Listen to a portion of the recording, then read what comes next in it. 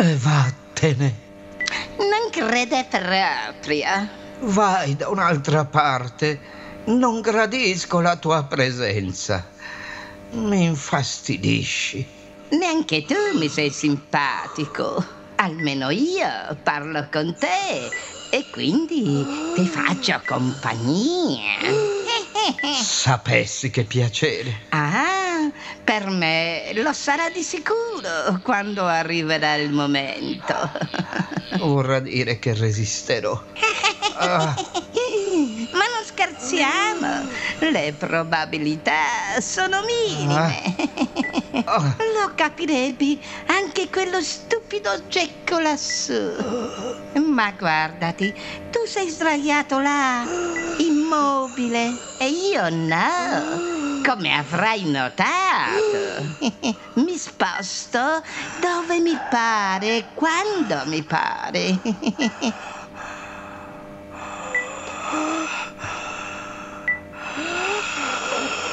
Oh, dove sei?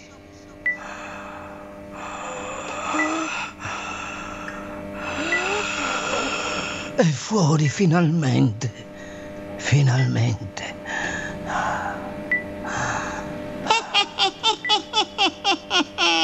Sei ancora qui. Ma io non ho fretta, sai. Io mi muovo bene in questo posto. Ho i miei nascondigli e sappi che ti vedo ugualmente e anche molto bene. 1, 2. Non ci provare. Ti ho detto di tenere le distanze. Ah, ma prima o poi ti addormenterai. Sì, certo. Io mi addormenterò sicuramente. Ma tu non potrai vedere un bel nulla. Cosa intendi dire? Intendo che l'infermiera tra poco spegnerà le luci di tutte le stanze. Ah. Chissà se sarai ancora in grado di vedere al buio. Ah, ma anche tu hai dimenticato che lentamente, goccia dopo goccia, la morfina farà effetto su di te molto prima che ciò avvenga. Rilassati piuttosto. Ormai sei carne morta, non vedi? Credimi, non sentirai nulla. Ho prestigio nel mio lavoro.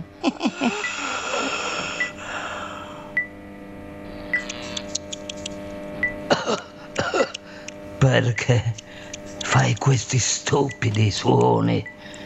Mi dai ai nervi.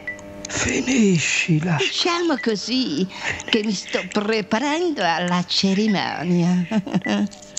Non credo ti sia utile. Puzzerai sempre di merda. E tu sai benissimo quanto sono profumati i cadaveri. Già immagino il tuo aroma.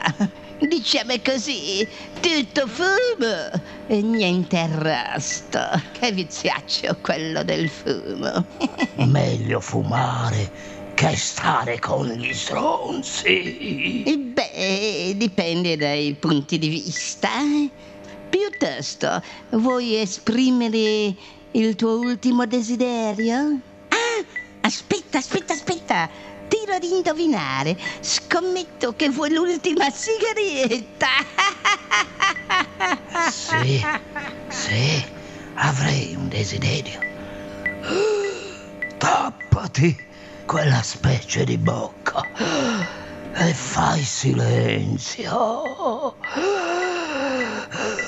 E questa la definirei ansia antipatica, una forma di depressione tipica del malato terminale.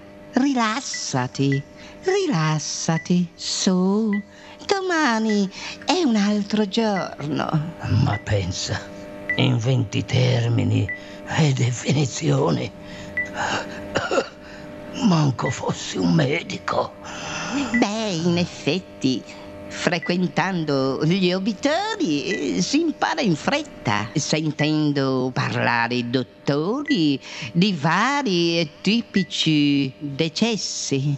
Per esempio, è morto di asfissia, è morto di overdose, frattura scomposta ed esposta della vertebra, osteosarcoma, fibrosarcoma, leucemia mieloide, arresto cardiaco.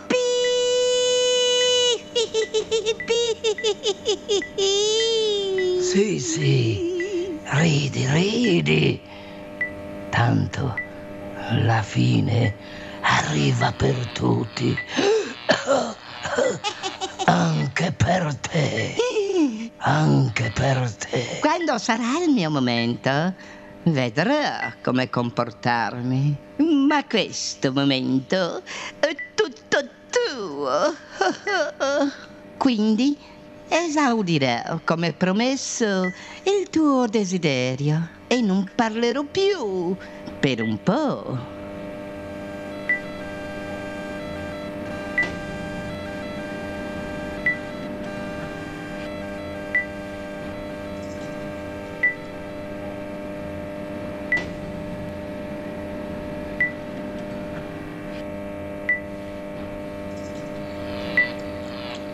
Ehi, ma posso farti una domanda? Tutte quelle che desideri. Ma come funziona il piano di sotto? Si parte da qui, di solito. 2 infermieri ti lavano e nel mentre, per paura, sdrammatizzano, scherzando sull'aspetto dei vostri cadaveri. Di conseguenza ti coprono con un lenzuolo bianco e poi ti insaccano come una salsiccia da essiccare. Poi trasferimento al piano di sotto. Laggiù c'è fresco, che bello, si sta benone. Di solito vi faccio compagnia sino alla fine. Mi definirei una specie di accompagnatore all'oltretomba. E l'ultimo passo? L'ultimo passo? Ah, beh, i beni, eh? È ciò che preferisco e funziona in questo modo.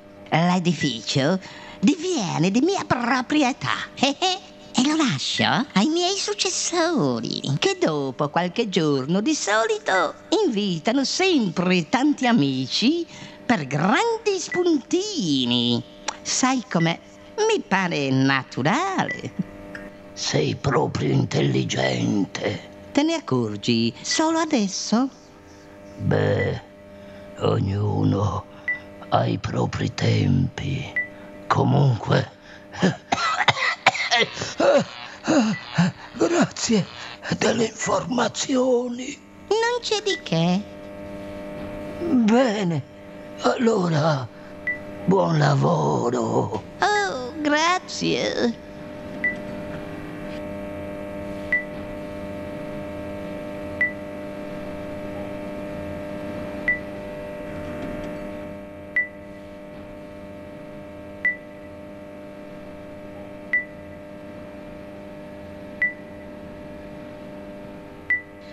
Uno, due, tre.